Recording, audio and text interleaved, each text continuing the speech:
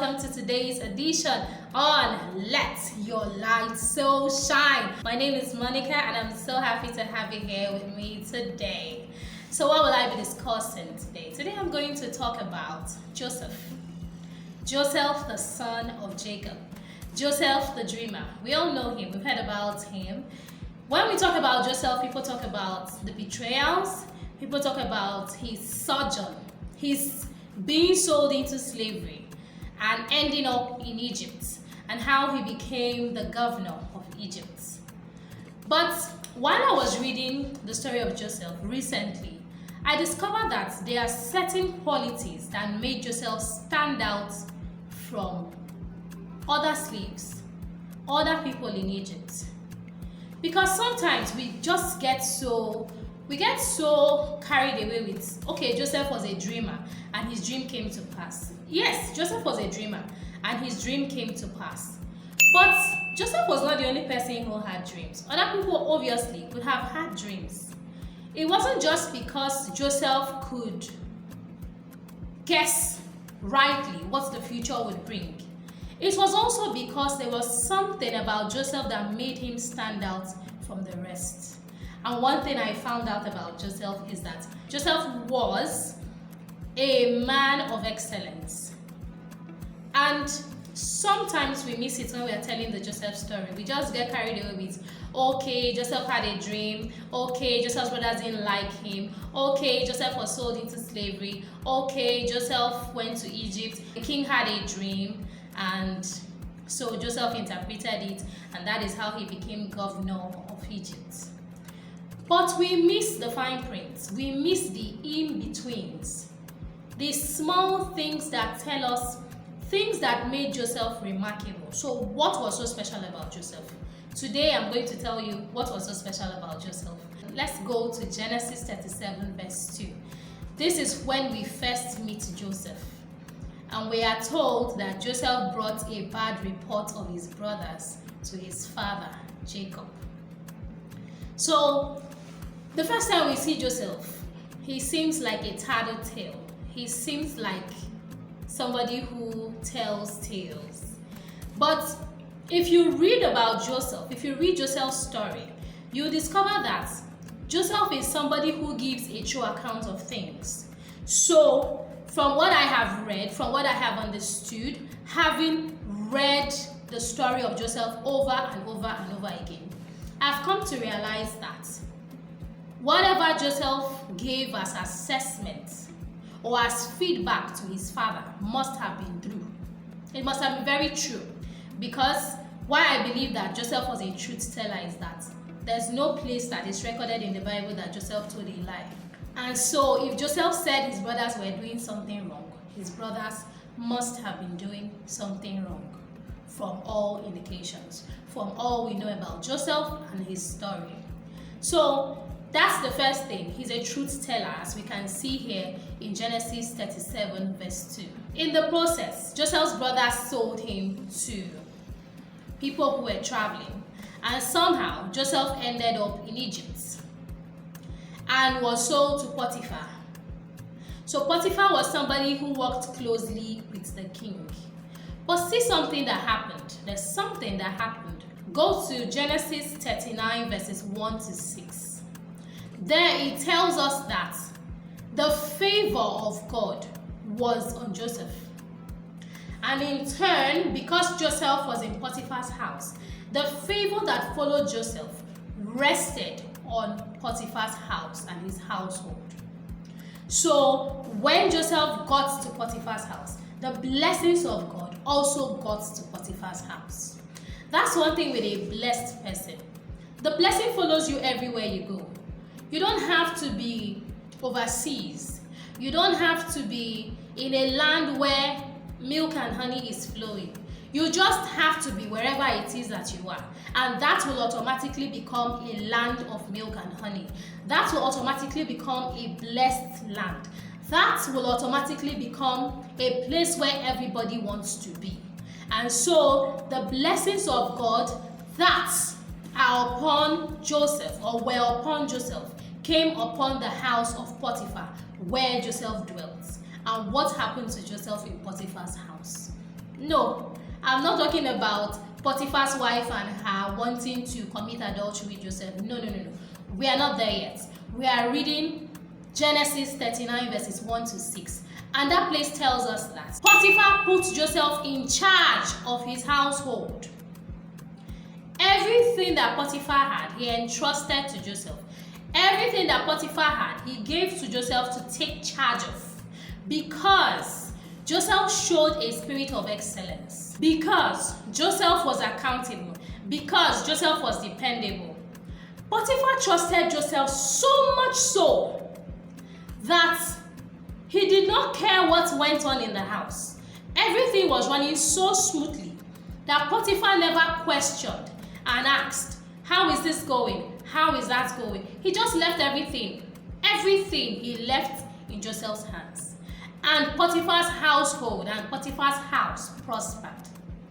Not only that, Potiphar trusted Joseph so much so that it was only the meal that was right in front of him that he really knew about. He didn't know whether there was foodstuff in the house. Potiphar didn't know whether the crops were growing. Potiphar didn't know how much grain they had stored up. Potiphar knew nothing about the running of his house. Who does that? Except you trust somebody, except you believe that somebody is honest and accountable enough. You would not leave your whole household and the running of your house to just anybody. And so Joseph stood out. Joseph was dependable. Joseph was reliable. Joseph was trustworthy. Joseph was so trustworthy that Potiphar entrusted all that he had into Joseph's hands, knowing that he was safe, knowing that the things he left in Joseph's care were safe. And we move on to when Potiphar gets Joseph arrested. Joseph goes to prison because of a lie. Joseph goes to prison because Potiphar's wife wanted Joseph to sleep with her, and Joseph said, how can I commit this sin against God and man? How can I do a thing like this? Potiphar has entrusted me with everything except you, his wife. I cannot cross that line. I will not cross that line. And Joseph said, no, I can't do that. It's a sin against God. And then Potiphar's wife tried to force him, and he ran away, leaving his cloak behind. And so Potiphar got him arrested. You know, you would think it's prison. It brings out the worst in some people, right? But not Joesph. Not Joseph, the man of excellence. Not Joseph, the man who always stood out despite the hardships and despite the environment that ought to have stifled him, but always brought out the best in him. What did Joseph do in prison? Joseph stood out so much so that the man who was in charge of the prison, the guard, the chief guard, put Joseph in charge of the other prisoners. Joseph was in charge of the prisoners. Joseph knew of the activities. So it was like saying that Joseph ran the prison unofficially. And it's no wonder that when the king's butler and baker, who happened to have been in prison at the same time with Joesph, were feeling somehow because of the dreams that he had, Joseph noticed the difference. Why did he notice the difference? He had a communication with these people on a daily basis. He ran the place. So he knew that maybe he even had a greeting where in the morning he would say to the baker, hey, Mr. Baker, what are you baking for us today? And that one would just say, oh, I'm baking scones. Or he would say, oh, I'm going to bake bread, or something like that. They probably had a banter. And then he would say to the butler, what special wine are you pouring for us today? And the butler would say, oh, it's made of grapes. You're going to like it. Things like that. So Joseph had a rapport with people on a day-to-day basis. Every day he got to see each and every one of the prisoners. He got to set the timetable. He knew their activities. He knew their regular dispositions. He knew their attitudes. He knew their character. He knew their personalities. And when something was out of line, when something looked different, Joseph got to notice. He got to observe that something was out of line. And so when the baker had a dream and the butler had his own dream, Joseph was able to say to them, something is up for you guys. What's up? And then this one said, oh, I dreamt of this, and the other one said, oh, I dreamt of that, and Joesph rightly interpreted each man's dream. So even in prison, Joesph stood out. Even in prison, Joesph was organizing things. Even in prison, Joesph was running things. Even in prison, in a land where he knew nobody, Joesph was in charge. And then from prison, Joesph moves. How does he move? The butler. The butler is restored to the king's good graces. But for 2 years, 2 long years, he does not remember Joesph. There was no reason for him to remember Joesph. He probably went back to doing things the usual way, just, serving the king wine, doing all this and doing all that. He didn't remember Joesph. But he probably had it at the back of his mind that there is somebody who interprets dreams.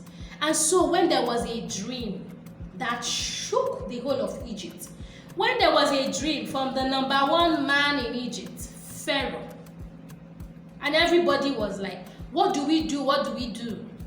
Pharaoh's wise men cannot interpret these dreams. They don't understand it. What do we do? And then the butler remembered Joesph and said, oh, I told him I was going to remember him when I get back into the king's good graces. Oh, that's 2 years ago. Ouch.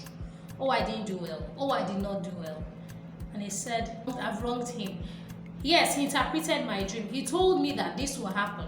And he told the baker that the baker, unfortunately, will lose his life. And that was how it happened. Yes. Let's call him. He's in the king's prison. And so they sent for Joesph. And Joesph comes and he interprets the dream. He said, for 7 years, there will be plenty in the land of Egypt. There will be plenty grain. There will be plenty crops. There will be a large harvest for 7 straight years. But after the 7th year, there's going to be scarcity. There will be scarcity not just here, but there will be scarcity all over Egypt. It will be so severe that lives may be lost. There will be extreme hunger in the land. And so I prefer this, said Joesph, that in those 7 years of abundance, you gather enough crops, save enough foodstuff, so that when the 7 years of famine come, you have something to eat. And then the king is like, oh, wow, nobody knew this. My so-called wise men did not know this. And you are telling us now that there will be 7 years of harvest, rich harvest, and 7 years of lack, extreme famine. So who better to take care of this than you? Who better to organize this than you? You have said we should look for somebody who is going to be in charge and store up the grains. You do it yourself. You came up with the idea. You are the one who interpreted the dream. You might as well do it yourself. And that was how it happened. Joesph became the second in command automatically. And we find that in Genesis 41, 39 to 44. That is Genesis chapter 41, verses 39 to 44. Joesph is put in charge of the land of Egypt. And he's not just put in charge of this whole gather the grain project. No. Joesph is put in charge of the whole land of Egypt, such that only the king is above him in the land of Egypt. The Pharaoh says to him, I put you in charge of my house. He said my house, the king's house, the Pharaoh's house. I put you in charge of my house. And I put you in charge over all the land of Egypt. No one can come in or go out without your say-so. It is only in matters of the crown that I'm above you. And that is how a poor boy moved from being just a slave, just somebody who was sold for 20 shekels, to being the second in command in Egypt, in a land where he knew nobody, in a land where he was a foreigner, in a land where he came in as a slave, and now he became a master. Now, it goes on to tell us what Joesph did. It says that Joesph went round the towns every town in Egypt and stored up grains in each of those towns. Every grain that land produced, he stored there. If he went to a land and they produced corn, he built a barn, a very big barn, and he stored up the corn. If he went to another place and he produced potatoes, he stored up the potatoes. He probably cut them up and dried them up. He went to another land, and that land, what that land had majored in was rice. And he stored up the rice. He probably opened up the bags of rice, aired out the rice so that they don't develop weevils. He found ways to store every grain and every crop in every town in Egypt.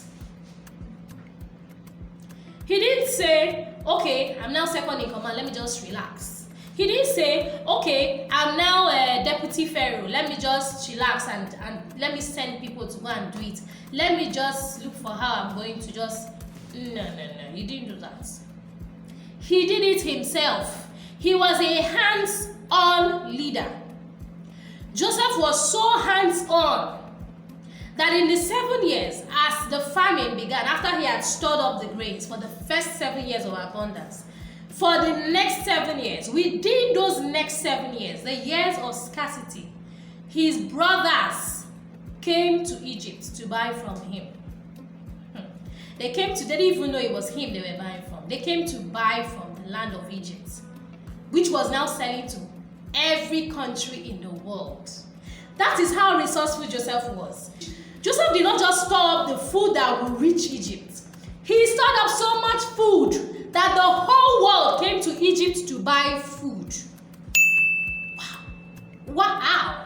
Amazing, outstanding, great visionary. Very excellent visionary. He had so much so that his people would not starve and he could sell to other countries. He was still selling to the people of Egypt. He was still selling to the people of Egypt. And he was selling to the world. Wow. Very resourceful. Very, very, very resourceful. And he did this by himself. He did not delegate his duties and responsibilities to other people. No. He did it himself. Yes, if he needed extra hands, he got extra hands. He was second in command. Of course, he had extra hands. But you see, he was at the forefront of the thing himself. He oversaw everything himself. He knew the details. He knew the going in and the coming out.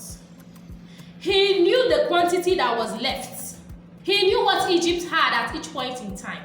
He knew what each town had at each point in time. He knew what was sold. They bought directly from him. He was such a hands-on leader that he even sold to his brothers by himself. Read Genesis 42 verse 6. It says, "Now Joesph was governor over the land, and it was he who sold to all the people in the land." It was he who sold. It wasn't his assistant who sold. It wasn't the chief salesman who sold. Joesph was the face of his idea. He didn't walk behind the scenes. He walked at the forefront. He was the face of his business. The business of selling grains to the rest of the world, including the Egyptians. Joesph was the face. He was the face of Operation The World Must Not Starve. He was the face. He was not just the face, he was the hands. Joesph was the hand. It was so serious that when he told his brothers to bring Benjamin, that is before he told them that he was their brother Joesph, who they thought they had lost. He told them that they will not see his face again unless they brought their brother Benjamin. Now, when the brothers went back, when his 10 brothers went back and told their father that the man in charge said, "We cannot buy grain, we will not see his face again if we don't come with Benjamin." This is when their father insisted that they go back and buy more grains. And they said, "We can't go." The man said, "You will not see my face again unless you come with your brother." your younger brother. What does it mean? What's so special about seeing Joseph's face? What is special about seeing the face of the man who sells the grain? It's simple. It means that in order for you to buy the grain, you have to see the man's face. It's not a figurative thing, it's a literal thing. You have to come face to face with Joesph before you can buy any grain from Egypt. That's what it's saying. Because he's the one who will sell you the grain personally. He's the one who will hand you the grain and you hand him the money. And so you really, literally have to see Joseph's face to buy grain from Egypt. Because he wasn't sitting at the back of the store while somebody else was manning the front. No, he wasn't. Joesph was front and center. Joesph was right there. Joesph was the one who measured the grain. He scooped out the grain, he put it on a scale, he measured it. He measured it. And so, in order for you to buy any grain, you had to see Joesph. That is how he was able to see his brothers, that they came to buy grain from Egypt. If not, he would never have known. He would never have known. There is no way in the world Joesph would have known that his brothers came if he had not seen them face to face. Because don't forget that nobody in Egypt knew his family history or who his brothers were. I mean, you can't identify people that you've never seen before. You've not seen their pictures, you've not seen them face to face, you've not seen a drawing or a painting of them. So how would they have known Joseph's brothers? Joesph had to identify his brothers himself. And that was what he did. That was exactly what he did. Because he was face to face, up close and personal with his brothers. That was how he was able to identify them. From the story of Joesph, I learned so many things. The first one I learned, apart from Joesph being a man of excellence, is that in your hardship, in your difficulties, in times that seem like they are getting the better of you, just do your best. Always be diligent. Give it your best. Don't skimp on quality. Don't skimp on being the best. Don't shortchange anybody, because in shortchanging people, you're shortchanging yourself. In shortchanging people, you are giving yourself a lower bar. If you're known for excellence in a time of good things, continue being a person of excellence even in difficult times. Never skimp on quality. Never skimp on excellence. Always be excellent. It doesn't matter what your situation may be. It doesn't matter how everybody is treating you.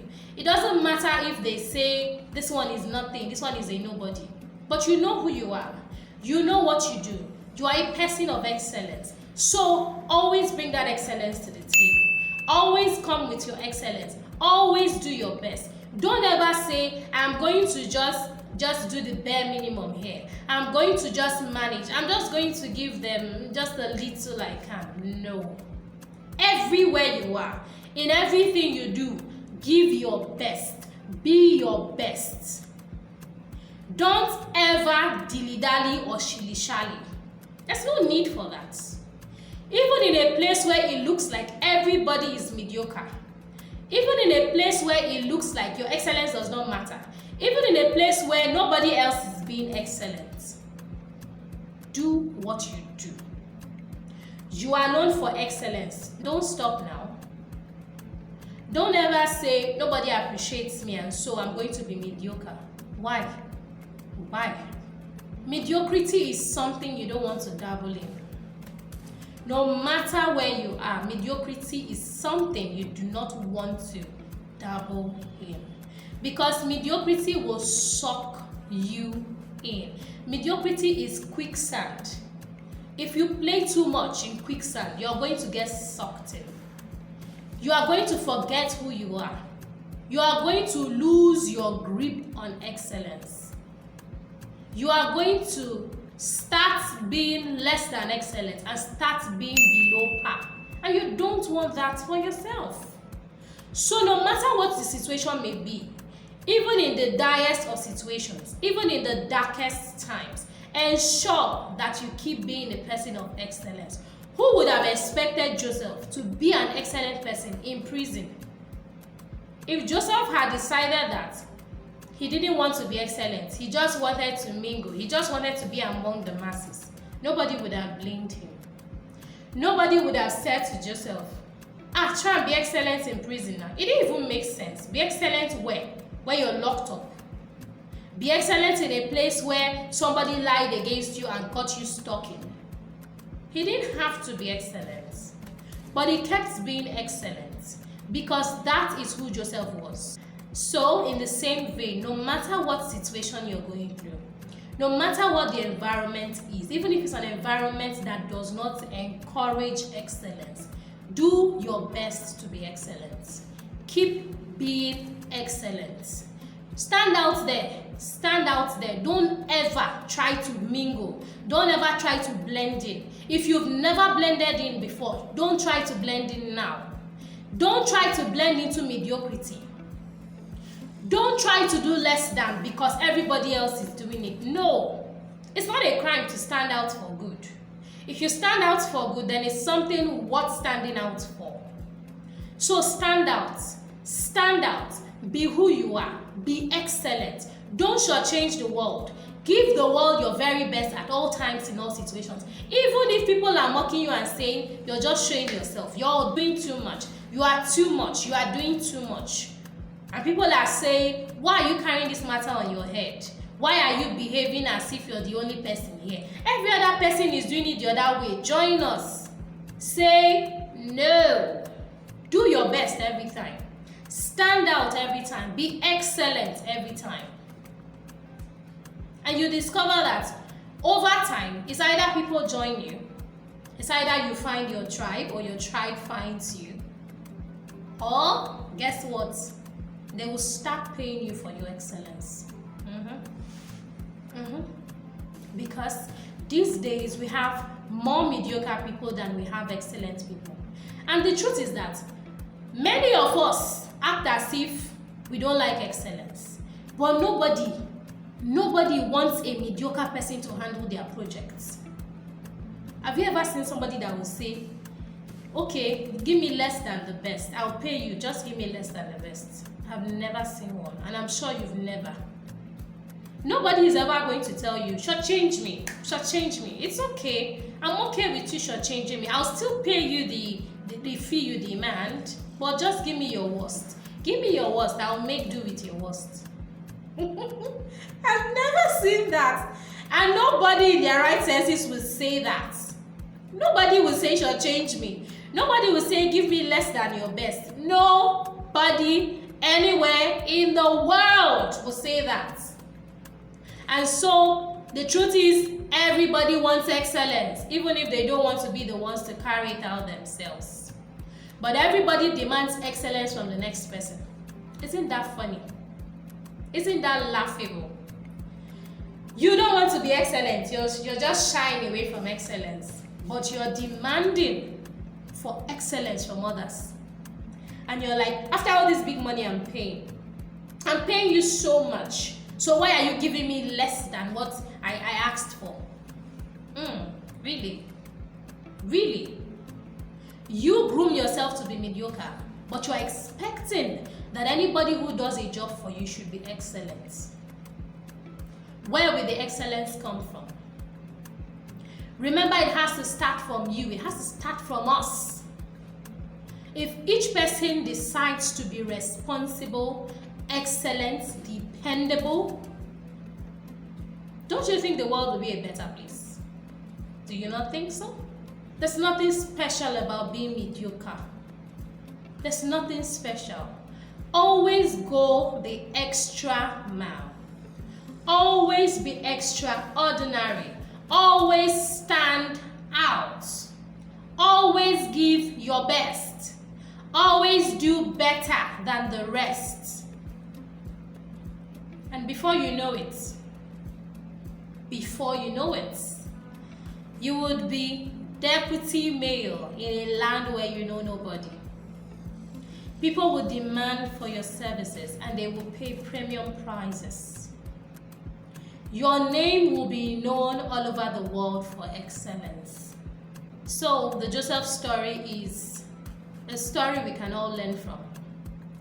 No matter what the situation is, no matter what the environment is, no matter what every other person is doing, always be excellent. Always go the extra mile. So that is the end of today's episode. I hope you learned something. Did you learn something? Please tell me in the comments section. I would love to read your comments. And don't forget to like and to subscribe to this channel. Please support me with your likes and your comments and your subscriptions. If you found it valuable, if you learned something from it, if you've been learning something from this channel, please share this video. Whatever you do, wherever you go, let your light so shine. I'm signing out now. This is Monica, and I hope to see you next time. Bye-bye. Please subscribe, click the notification button, like this channel, share our videos, and follow us on social media. Thank you very much.